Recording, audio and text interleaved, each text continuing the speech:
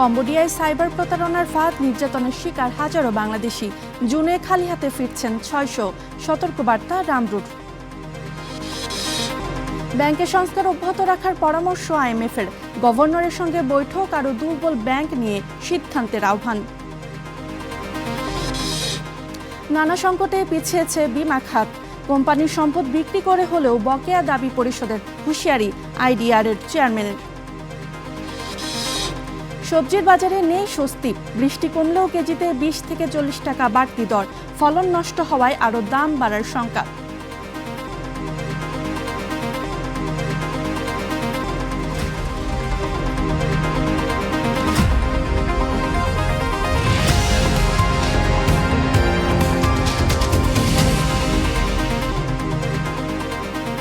স্বাগত স্টার বিস্কুটের আয়োজনে, আপনাদের সাথে আছি আমি রোকসানা রিমি। উচ্চ বেতনের চাকরির প্রলোভনে কম্বোডিয়ায় গিয়ে সাইবার প্রতারণা চক্রের ফাঁদে পড়ছে হাজার হাজার বাংলাদেশি।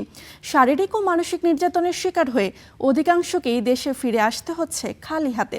শুধুমাত্র জুন মাসেই কম্বোডিয়া থেকে দেশে ফিরেছে প্রায় 600 বাংলাদেশি। এদিকে প্রতারণার অভিযোগ পেলে ব্যবস্থা নেওয়ার আশ্বাস দিয়েছে প্রবাসী কল্যাণ ও বৈদেশিক কর্মসংস্থান প্রতিমন্ত্রী।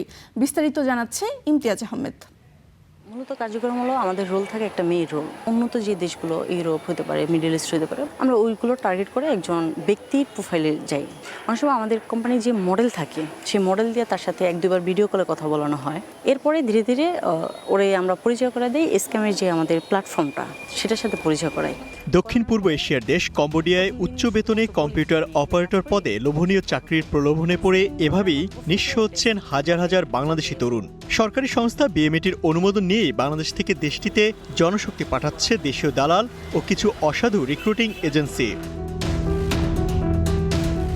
সম্পূর্ণ বৈধ পথে বাংলাদেশ থেকে প্রথমে কম্বোডিয়ার রাজধানী নমপেনে নিয়ে যাওয়া হয় প্রবাসীদের। এরপর সেখানে তাদের তুলে দেওয়া হয় দেশটিতে থাকা দালাল চক্রের হাতে। মূলত তাদের হাত ধরে কম্বোডিয়ার বিভিন্ন অঞ্চলে ছড়িয়ে ছিটিয়ে থাকা সাইবার স্ক্যাম কম্পাউন্ডগুলোতে বিক্রি করে দেওয়া হয় তাদের। শুরু হয় এক বন্দি জীবন, যেখানে তাদের একমাত্র কাজ উন্নত বিভিন্ন দেশের নাগরিকদের প্রতারণার ফাঁদে ফেলে বড় অঙ্কের টাকা হাতিয়ে নেওয়া। আর যদি কেউ এই কাজ করতে রাজি না হয় অথবা টার্গেট পূরণে ব্যর্থ হয়, তাহলে শুরু হয় অমানবিক নির্যাতন। ডেইলি টার্গেট, সাপ্তাহিক টার্গেট, মান্থলি টার্গেট, 3 রকম টার্গেট থাকে। কোনো একটা যদি ফিল আপ করতে না পারে তাহলে টর্চার করে। ইলেকট্রিক স্টিকগুলো দিয়ে টর্চার করে। চুপড় সব খুলে তারপরে বিভিন্ন জায়গাগুলোতে ইলেকট্রিক শক দেওয়া হয়, হুটহাট বাড়ি দেওয়া হয়, ঘুষা দেয়।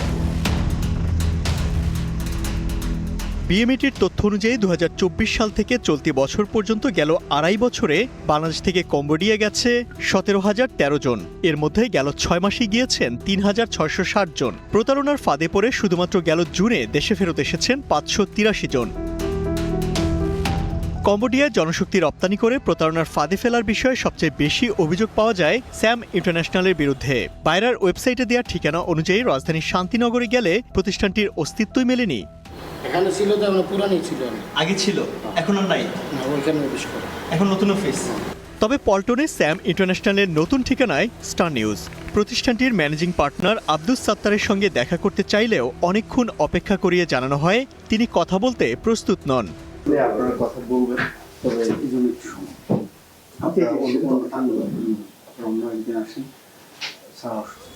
এ বিষয়ে প্রবাসী কল্যাণ ও বৈদেশিক কর্মসংস্থান প্রতিমন্ত্রী বলেন, কেউ বৈধভাবে কোনো দেশ থেকে ভিসা নিয়ে আসলে তাদের বাধা দেওয়ার সুযোগ নেই।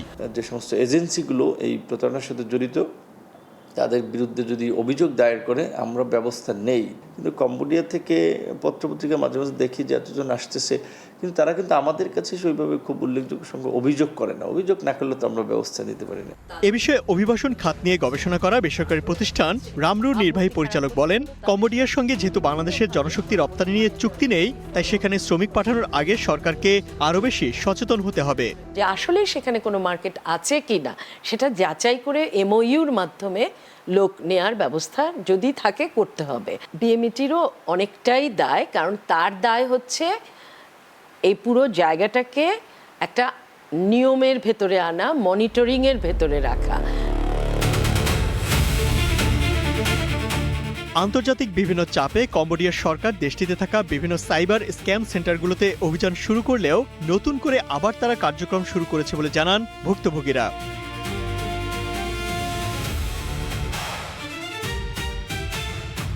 Imtiaz Ahmed, Star News, Dhaka.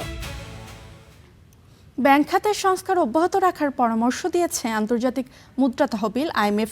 সেই সঙ্গে দুর্বল হয়ে পড়া আরও ব্যাংকের বিষয়ে সিদ্ধান্ত নিতে বাংলাদেশ ব্যাংককে তাগাদা দিয়েছে আন্তর্জাতিক এই ঋণদাতা সংস্থাটি। সকালে বাংলাদেশ ব্যাংকের গভর্নর মুস্তাকুর রহমানের সঙ্গে বৈঠকে এসব কথা বলা হয়। প্রতিনিধি দলটির ঢাকা সফর শেষ হচ্ছে আজ। রোববার ঢাকায় আসে IMF-এর 12 সদস্যের প্রতিনিধি দল। দেশের অর্থনৈতিক পরিস্থিতি, সংস্কারের অগ্রগতি ও সম্ভাব্য নতুন ঋণ কর্মসূচি নিয়ে বিভিন্ন দপ্তর ও প্রতিষ্ঠানের সঙ্গে ধারাবাহিক আলোচনা করে IMF মিশন। বৃহস্পতিবার সফরের শেষ দিনে বাংলাদেশ ব্যাংকের গভর্নর মুস্তাকুর রহমানের সঙ্গে বৈঠক করে। কেন্দ্রীয় ব্যাংক বলছে, এবারের সফরে আনুষ্ঠানিকভাবে কোনো ঋণ কর্মসূচি নিয়ে আলোচনা হয়নি। সংস্থাটি পর্যবেক্ষণ করছে সরকারের আর্থিক নীতি, ডলারের বিনিময় হার, মুদ্রানীতি ও মূল্যস্ফীতির মতো বিষয়গুলো। এই মুহূর্তে IMF এর সাথে বাংলাদেশ সরকারের কোনো প্রোগ্রাম নেই। এখন নতুন নির্বাচিত সরকার তাদের নির্বাচনী ম্যানিফেস্টোর সাথে অ্যালাইন করে নতুন বাস্তবতায় IMF এর সাথে নতুন কোনো প্রকল্প বা প্রোগ্রামে যাওয়া যায় কিনা সে বিষয়টি নিয়ে ভাবছেন। এদিকে কেন্দ্রীয় ব্যাংকের আরেকটি সূত্র বলছে, বৈঠকে ব্যাংক খাতের সংস্কার অব্যাহত রাখার পরামর্শ দিয়েছে IMF। দুর্বল অন্য ব্যাংকগুলো নিয়েও নতুন করে কেন্দ্রীয় ব্যাংকে সিদ্ধান্ত নেয়ার কথাও বলছে। নতুন কর্মসূচির আওতায় IMF থেকে 3 বছরের জন্য $4 বিলিয়ন বেশি ঋণ পাওয়ার আশা করছে সরকার। Waled Sakib, Star News, Dhaka. বিমা খাতে যে অনাস্থা তৈরি হয়েছে তা দূর করতে প্রয়োজনে কোম্পানির সম্পদ বিক্রি করে হলেও বকেয়া বিমা দাবি পরিশোধ করা হবে হুঁশিয়ারি দিয়েছেন IDRA চেয়ারম্যান মীর নাদিয়া নিভিন। বলেন, জালিয়াতি কোম্পানির অর্থ আত্মসাতের সঙ্গে জড়িত কোনো CEO ও ঊর্ধ্বতন কর্মকর্তাকে ছাড় দেওয়া হবে না।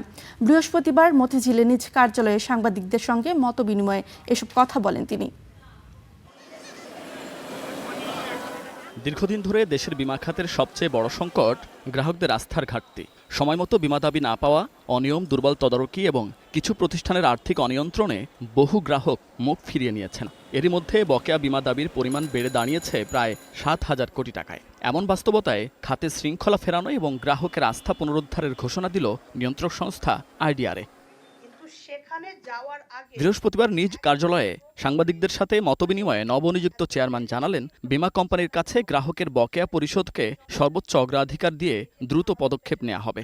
কিছু কিছু কোম্পানিজের জন্য যে বিশাল অনাস্থা ক্রিয়েট হয়েছে, এটা যদি আমরা কোনোভাবে ফিরায় না আনতে পারি তাহলে আমাদের ইন্স্যুরেন্স সেক্টরটা অস্তিত্বই না থাকার অলমোস্ট অবস্থা হয়ে গেছে। 6টা কোম্পানি আছে যাদের কারণে এই ম্যাক্সিমাম ক্লেমগুলো আটকে আছে। অ্যাসেটগুলো লিকুইডেট করা হবে, সেটা জমি হোক, তাদের ট্রেজারি বন্ড হোক, সেটা তাদের ইনভেস্টমেন্ট হোক, হ্যাঁ, এই সমস্ত জিনিসগুলা যত কুইকলি লিকুইডেট করে ওই সেপারেট ব্যাংক অ্যাকাউন্টে তারা দেবে। প্রত্যেক ব্যাংকের জন্য, প্রত্যেক কোম্পানির জন্য একটা সেপারেট ব্যাংক অ্যাকাউন্ট করা হয়েছে। প্রত্যেকজনের FIFO লিস্ট থেকে আমরা সেগুলোকে করার চেষ্টা করব। গ্রাহকের স্বার্থ রক্ষায় কঠোর অবস্থানের ঘোষণা দিয়েছেন নতুন চেয়ারম্যান। গ্রাহকদের আস্থা ফেরাতে বিমা কোম্পানির ঊর্ধ্বতন কর্মকর্তারা জড়িত থাকলে তাদের ছাড় দেয়া হবে না বলেও হুঁশিয়ারি দেন তিনি। এই খাতে সমস্যা এত বেশি, এত দিক থেকে, এত লেয়ারে, এত লেভেলে, হ্যাঁ, যে আপনি যখন আসেন তখন আপনার একটা প্রথমেই প্রশ্ন ওঠে যে আমি কোন দিক থেকে ট্যাকল করা শুরু করব। তো অবশ্যই এই খাতকে আপনি যদি স্ট্রং করতে চান তাহলে যে টাকা আত্মসাৎ করা হয়েছে সে টাকার ব্যাপারে তো সেগুলোকে তো ফিরিয়ে আনার একটা প্রচেষ্টা করতেই হবে। আপনি যদি ইলিগালি করেন ব্যবস্থা নেন, অফকোর্স আইনগত ব্যবস্থা নেওয়া তো অবশ্যই হবে। এছাড়া আগামী 1 মাসের মধ্যেই বিমা খাতে কমপ্লায়েন্স নিশ্চিত করতে বিশেষ কার্যক্রম শুরু করবে IDRA। Munnaf Rashid, star News, Dhaka. বাংলাদেশে জীবন ও সাধারণ দুই ধরনের ইন্স্যুরেন্স কোম্পানি থাকলেও দেশের মোট জনসংখ্যার তুলনায় বিমার আওতায় থাকা মানুষের সংখ্যা এখন খুবই কম। আস্থার সংকট, দুর্বল তদারকি ও সচেতনতার অভাবে পিছিয়ে আছে এই খাত। এশিয়ার অন্যান্য দেশের তুলনায় বাংলাদেশের জিডিপিতে বিমা খাতের অংশগ্রহণ খুবই নগণ্য। তবে ডিজিটাল প্রযুক্তি ও নীতিগত সংস্কার হলে সামনে রয়েছে বড় সম্ভাবনা। জীবনের অনিশ্চয়তা কিংবা ব্যবসার ঝুঁকি মোকাবিলায় বিশ্বজুড়ে গুরুত্বপূর্ণ আর্থিক সুরক্ষা হিসেবে বিবেচিত হয় ইন্স্যুরেন্স। কিন্তু বাংলাদেশে এখনও বীমা গ্রহণের প্রবণতা তুলনামূলক কম। উন্নত ও উন্নয়নশীল অনেক দেশের তুলনায় দেশের বীমা প্রবেশ হার এবং জিডিপিতে বীমা খাতের অবদান এখনও সীমিত। বিশ্লেষকদের মতে দীর্ঘদিন ধরে দাবি নিষ্পত্তিতে বিলম্ব, কিছু প্রতিষ্ঠানের দুর্বল আর্থিক ব্যবস্থাপনা, অনিয়ম ও গ্রাহকের আস্থার ঘাটতি এই খাতের বড় চ্যালেঞ্জ। অনেক মানুষ এখনও বীমাকে বিনিয়োগ হিসেবে দেখেন, ঝুঁকি ব্যবস্থাপনার মাধ্যম হিসেবে নয়। ফলে বাজার সম্প্রসারণের এই ধীর গতি। ইডরার যে বিভিন্ন নিরীক্ষা, সেখানে দেখা গেছে যে বিপুল পরিমাণে গ্রাহকের প্রায় 4,500 কোটি টাকার মতো এই কোম্পানিগুলোর কাছে পাওনা আছে। তো এই পুরো পাওনার মধ্যে প্রায় 5টি কোম্পানির হাতে প্রায় 90% এরকম অনিষ্পন্ন পাওনা, এবং এখানে দেখা যাচ্ছে যে অর্থ আত্মসাৎ, অনিয়ম সেগুলো অনেকটা নিয়মে পরিণত হয়েছে। এক্ষেত্রে সুশাসন নিশ্চিত করা, দ্রুত বীমা দাবি পরিশোধ এবং প্রযুক্তি নির্ভর সেবা চালু করা গেলে মানুষের আস্থা অনেকটাই ফিরে আসবে বলে মনে করেন খাত সংশ্লিষ্টরা। তবে সংকটের পাশাপাশি এ খাতের সম্ভাবনাও অনেক। মধ্যবিত্ত জনগোষ্ঠী বেড়ে চলা, ডিজিটাল আর্থিক সেবা সম্প্রসারণ, মোবাইল ব্যাংকিংয়ের বিস্তার নতুন করে সুযোগ তৈরি করছে। সাম্প্রতিক বছরগুলোতে অনেক উন্নয়নশীল দেশে বীমা খাতের জিডিপিতে অবদান স্থিতিশীল, তবে বাংলাদেশে তা নিম্নমুখী। 2024 সালে এই হার 0.5%। মালয়েশিয়ায় বীমা প্রবেশের হার 5%। ভারত আর চীনেও এই হার উল্লেখযোগ্য। জাপান জীবন বীমা খাতের জিডিপিতে শীর্ষ অবস্থান ধরে রেখেছে। বিশেষজ্ঞদের মতে এই খাতকে এগিয়ে নিতে প্রয়োজন শক্তিশালী নিয়ন্ত্রণ ব্যবস্থা, গ্রাহক বান্ধব নীতি, দ্রুত দাবি নিষ্পত্তি, স্বচ্ছ কর্পোরেট সুশাসন এবং প্রযুক্তির সর্বোচ্চ ব্যবহার। পাশাপাশি বীমা সম্পর্কে জনসচেতনতা বাড়ানো এবং আর্থিক খাত প্রসার ঘটাতে পারলে দেশের অর্থনীতিতেও এই খাত গুরুত্বপূর্ণ ভূমিকা রাখতে পারে। ঈশিতা ব্রহ্ম, স্টার নিউজ। সবজির বাজারে নেই কোনো স্বস্তি। টানা বৃষ্টির ধকল কাটলেও বাজারে কমেনি দাম। সব ধরনের সবজি বিক্রি হচ্ছে 20 থেকে 40 টাকা বাড়তি দরে। বিক্রেতারা বলছেন পাইকারি পর্যায়ে সিন্ডিকেটের থাবা দাম আরও বাড়িয়ে দিচ্ছে। অন্যদিকে ভারী বর্ষণে সবজির ফলন নষ্ট হওয়ায় আগামী দিনগুলোতে মূল্য আরও বাড়ার আশঙ্কা তাদের। টানা বৃষ্টিতে দেশের বিভিন্ন অঞ্চলে কৃষিজমি ডুবে যাওয়ায় বেড়েছে সব ধরনের সবজির দাম। গত কয়েকদিনে কেজিতে বেড়েছে 20 থেকে 40 টাকা পর্যন্ত। বাজার ঘুরে দেখা যায় সবচেয়ে বেশি বেড়েছে বেগুন, শসা, টমেটো, কাঁচামরিচ ও লাউয়ের। বেগুন, শসা ও টমেটো বিক্রি হচ্ছে 80 থেকে 120 টাকা কেজিতে। যে লাউ প্রতি পিস বৃষ্টির আগে 50 থেকে 60 টাকায় বিক্রি হয়েছে, সেটা এখন বিক্রি হচ্ছে 80 থেকে 90 টাকায়। কাঁচামরিচ 50-60 টাকা থেকে বেড়ে হয়েছে 100 থেকে 120 টাকা। অন্যান্য সব সবজির মধ্যে করল্লা, বরবটি ও কচুরমুখী বিক্রি হচ্ছে 80 থেকে 100 টাকা কেজিতে। এছাড়া পটল, কাকরোল, ঝিঙে ও চিচিঙ্গার কেজি বিক্রি হচ্ছে 40 থেকে 50 টাকায়। বৃষ্টির কারণে এমন পরিস্থিতি বলে জানাচ্ছেন ক্রেতা বিক্রেতারা। প্রত্যেকটা জিনিসই একটা বলতে না, প্রত্যেকটা জিনিসই ডাবল দাম, ডাবল প্রতিটা জিনিস। বৃষ্টির কারণেও কিছু হয়েছে, আর মালও শর্ট, বৃষ্টির মাল অনেক নষ্ট হয়ে গেছে। আর বর্তমান বাজারে তো সবকিছুর দাম বাড়তি। বৃষ্টির কারণে সবজির উৎপাদন একবারে কমে গেছে, গাছ মরে গেছে, তো একবারে সবজি আসা বন্ধ হয়ে গেছে। টুকটাক আসে, এগুলো রাত্রে শেষ হয়ে যায়। আমরা রাত্রে মাল কিনে রাখছেন, এগুলো মালে পাইতাম না। তবে সরবরাহ কমের অজুহাতে সিন্ডিকেট অতিরিক্ত দাম বাড়িয়ে দিয়েছে বলে মনে করেন তারা। পাইকাররা নিয়ে, পাইকার থেকে হইরারে নিয়ে, হইরারে নেওয়ার পর দেয়া যেহেতু ব্যবসা আছে না, সিন্ডিকেট চলেন সব কিছুতে। একটা সিন্ডিকেটের মতো আর কি, সিন্ডিকেটের মতো সবটা জিনিসের দাম বেশি, সবটা জিনিসের। বৃষ্টির পানি নামতে শুরু করলেও সবজির ফলন নষ্ট হওয়ায় সামনে আরও দাম বাড়ার কথা জানালেন বিক্রেতারা। আতাউন নিয়ন, স্টার নিউজ, ঢাকা। দেশের বাজারে 22 ক্যারেটের 1 ভরি স্বর্ণ বিক্রি হচ্ছে 2,19,808 টাকায়, আর 21 ক্যারেটের প্রতি ভরির দাম 2,09,893 টাকায়। 18 ক্যারেটের 1 ভরি স্বর্ণ বিক্রি হচ্ছে 1,80,267 টাকায়। সনাতন পদ্ধতির 1 ভরি স্বর্ণের দাম 1,47,316 টাকা। সবশেষ মঙ্গলবার স্বর্ণের নতুন দাম সমন্বয় করেছে বাংলাদেশ জুয়েলার্স সমিতি বাজুস। আর আন্তর্জাতিক বাজারে 1 আউন্স স্বর্ণ বিক্রি হচ্ছে $4,030 উপরে।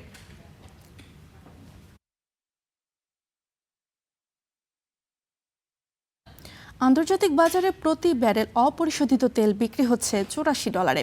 অন্যদিকে মার্কিন জ্বালানি তেল বিক্রি হচ্ছে $79। তেহরান হরমুজ প্রণালী বন্ধ করার ঘোষণা করার পর এই প্রণালী নিয়ন্ত্রণ নেয়ার হুমকি দেন মার্কিন প্রেসিডেন্ট ডোনাল্ড ট্রাম্প। এরপর থেকেই বিশ্ববাজারে বাড়তে শুরু করে জ্বালানি তেলের দাম। গত বুধবার অপরিশোধিত তেলের দাম ব্যারেল প্রতি ছিল $85, যা গত 1 মাসের মধ্যে সর্বোচ্চ।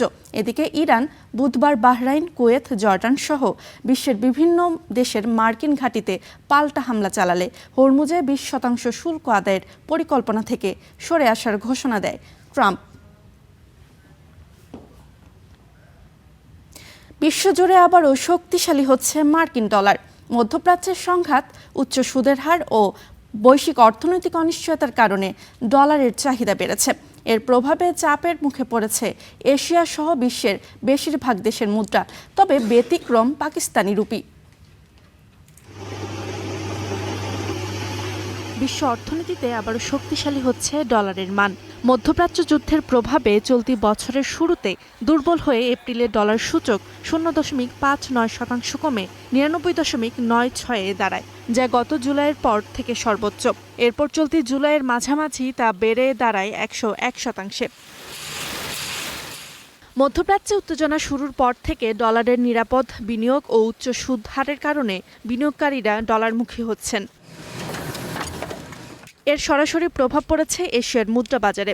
সবচেয়ে বেশি আলোচনায় রয়েছে ভারতীয় রুপি। বর্তমানে $1 বিপরীতে লেনদেন হচ্ছে প্রায় 96 ভারতীয় রুপিতে, যা 1 বছর আগে ছিল প্রায় 86 রুপি। ভারত তার প্রয়োজনীয় অপরিশোধিত জ্বালানি তেলের প্রায় 80-85% আমদানি করে, ফলে বিশ্ববাজারে তেলের দাম বাড়ায় ভারতকে আগের চেয়ে অনেক বেশি ডলার দিয়ে তেল আমদানি করতে হচ্ছে। এর প্রভাবে রুপির দরপতন হয়েছে। এদিকে বাংলাদেশি টাকাও গত 1 বছরে উল্লেখযোগ্যভাবে ডলারের বিপরীতে দুর্বল হয়েছে। বর্তমানে আন্তঃব্যাংক বাজারে প্রতি ডলারের বিনিময় হার 123 থেকে 124 টাকা। চীনের ইউয়াং ও জাপানি ইয়েনও ডলারের বিপরীতে দুর্বল অবস্থানে রয়েছে, তবে ব্যতিক্রম অবস্থানে রয়েছে পাকিস্তান। 1 বছর আগে যেখানে $1 বিপরীতে প্রায় 286 পাকিস্তানি রুপি লেনদেন হতো, তা বর্তমানে নেমে এসেছে প্রায় 278 রুপিতে। এছাড়া ডলারের বিপরীতে ইউরোর দর বেড়ে $1.14 ও ব্রিটিশ পাউন্ডের দর বেড়ে হয়েছে $1.33। অর্থনীতিবিদদের ধারণা, মধ্যপ্রাচ্যের সংঘাত দ্রুত শেষ হলে ও মার্কিন ফেডারেল রিজার্ভ সুদের হার দীর্ঘ সময় উচ্চ পর্যায়ে রাখলে আগামী কয়েক মাসও ডলারের এই শক্তিশালী অবস্থান অব্যাহত থাকবে। Roksana Rimi, star news. এই ছিল স্টার বিস্কুটের আয়োজনে। এতক্ষণ সঙ্গে থাকার জন্য ধন্যবাদ।